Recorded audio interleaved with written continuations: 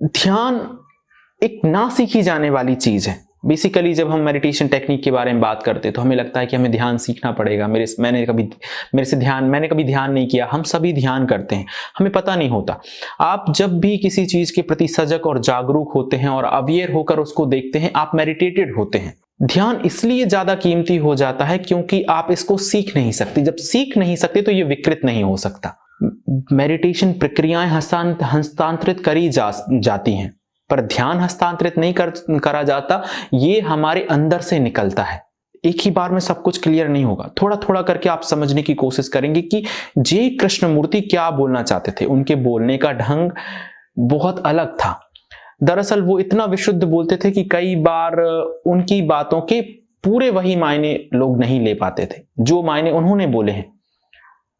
हालांकि उनके समझाने का तरीका अच्छा था, किंतु वो उनकी विशुद्धता इतनी थी। ध्यान एक कला है। जब आप ध्यान सीख लेते हैं, जब आप जागरूकता सीख लेते हैं, जब आप अवेयरनेस सीख लेते हैं, तो जीवन के मायने कई गुने ज्यादा बढ़ जाते हैं। ध्यान की कोई तकनीक और तरकीब नहीं होती।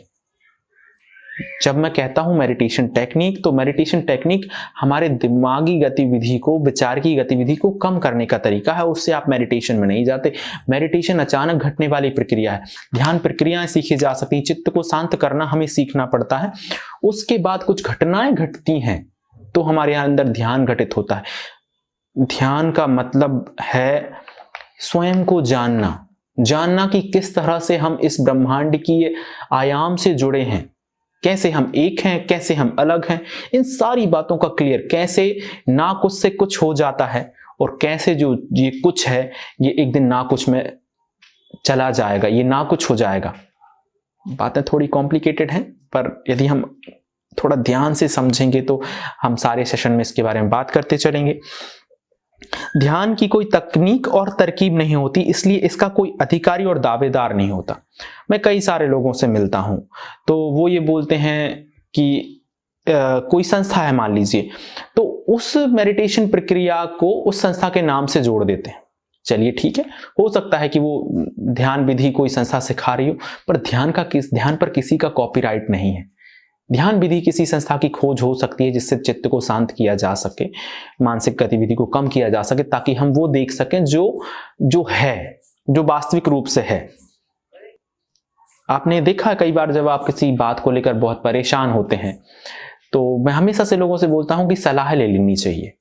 सलाह क्यों लेनी चाहिए? क्योंकि जब आप किसी बात को लेकर परेशान होते हैं तो दरअसल आप उसमें इन्वॉल्व होते हैं, आप उसमें शामिल हो जाते हैं, आप उसको दूर से नहीं देख रहे होते हैं। और जो व्यक्ति सलाह देता है उस व्यक्ति का उस परेशानी से कोई लेना देना नहीं होता। वो उस परेशानी को एक अलग दृष्टिकोण से देख रहा होता है, तो उसके देखने का ढंग उससे अलग होता है। वो संपूर्ण आयामों में चीजों को देखता है। यदि आप उसको सही तरीके से वो सारी बातें बताएं तो उसके देखने का ढंग अलग, क्योंकि वो उनसे अलग है, तो वो समाधान निकालेगा कुछ अलग ढंग से। यदि आप उसमें इन्वॉल्व हैं उस परेशानी में, तो आपका समाधान हो सकता है कि उतना उचित ना हो, क्योंकि आप उसमें खुद ही फंसे हुए हैं। ऐसे ही हम जब ध्यान को देखेंगे, ध्यान एक अलग आयाम है, ध्यान प्रक्रिया एक अलग आयाम है। धीरे धीरे करके इसको समझते हैं, हम काफी आगे पहुंच जाते हैं। इसका कोई दावेदार नहीं है, ध्यान विधियों का कोई दावेदार नहीं है, इन पर किसी का कोई अधिकार नहीं है। ध्यान प्रक्रिया किसी संस्था की कॉपीराइट हो सकती हैं जब आप स्वयं का निरीक्षण करते हुए अपने बारे में सीखते हैं। जब आप ये देखते हैं कि आप कैसे काम करते हैं, आपके मनोभाव कैसे काम करते हैं, आपको गुस्सा कैसे आ जाता है, आपको घृणा कैसे हो जाती है किसी से, आप कैसे अपराधी बन जाते हैं, आप कैसे चोरी कर लेते हैं, कैसे झूठ बोलते हैं, ये अवेयरनेस के साथ। मैंने बोला ना कि हर बार हम जागरूकता की बात करेंगे अलग अलग ढंग से, हर चीज के प्रति अवेयरनेस, साक्षी होना।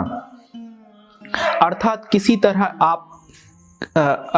तरह आप खाते पीते हैं, किस ढंग से आप चलते फिरते हैं, आप क्या बातचीत करते हैं, क्या गपशप करते हैं, आपका ईर्ष्या करना, किसी से नफरत करना। जब आप अपने भीतर और बाहर इन सारी चीजों के प्रति सजग और सचेत होते हैं बिना किसी काट छांट के, तो यह ध्यान का ही अंग है, यही ध्यान है।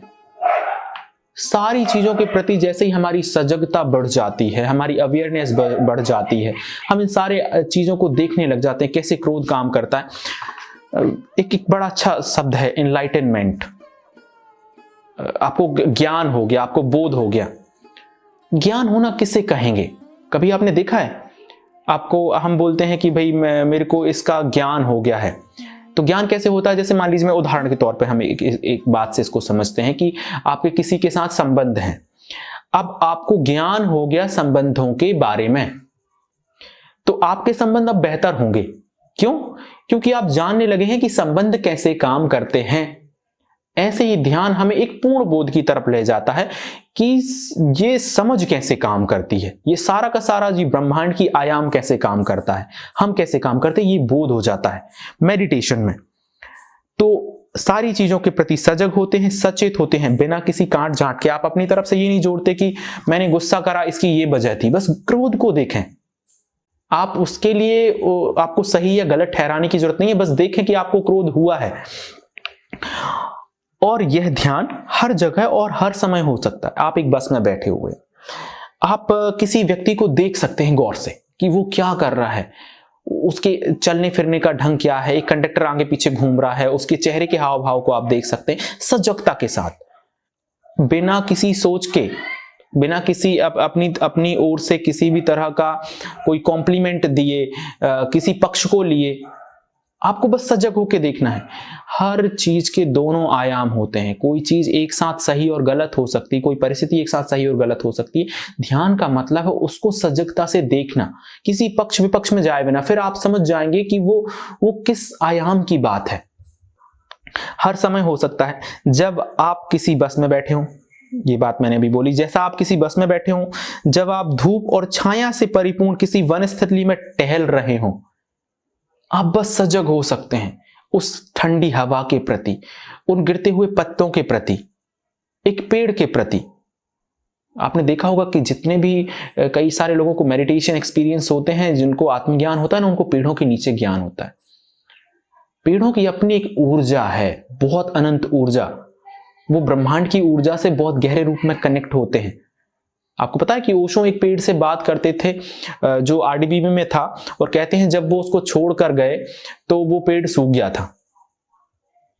वो जीवंत, यहां सारा कुछ आयाम जीवंत है। जिसको हम निर्जीव बोलते हैं, विज्ञान एक दिन समझ जाएगा कि वो भी सजीव का एक अंग है। मिट्टी निर्जीव है, तो मिट्टी से सजीव चीज पैदा नहीं हो सकती जब तक वो स्वयं सजीव ना हो। एक मिट्टी से पेड़ निकलता है, एक हवा जिसको हम निर्जीव कह सकते हैं, उससे पेड़ बनता है, पानी निर्जीव है। जब ये तीनों चीजें निर्जीव हैं, तो कैसे उनसे सजीव चीज का जन्म हो रहा है, उनसे कैसे जीवन पैदा हो रहा है? क्योंकि उनमें वास्तविक रूप से जीवन है, वो जीवित है एक अलग आयाम में। कुर्सी आपकी जीवित है एक अलग आयाम में। ये समझ हमारी विकसित हो जाती है जब आप किसी बस में बैठे हों, जब आप धूप छाया से परिपूर्ण किसी वनस्थली में टहल रहे हों, या जब आप पंछियों के कलरव गान को सुन रहे हों, जब आप अपनी पत्नी या बच्चे के चेहरे को देख रहे हो। हर आयाम में आप देखेंगे कि आप यदि सजग हैं तो आप ध्यान में हैं। ध्यान का मतलब भी है, हम बोलते हैं ना कि ध्यान दो, ये वही ध्यान देना है।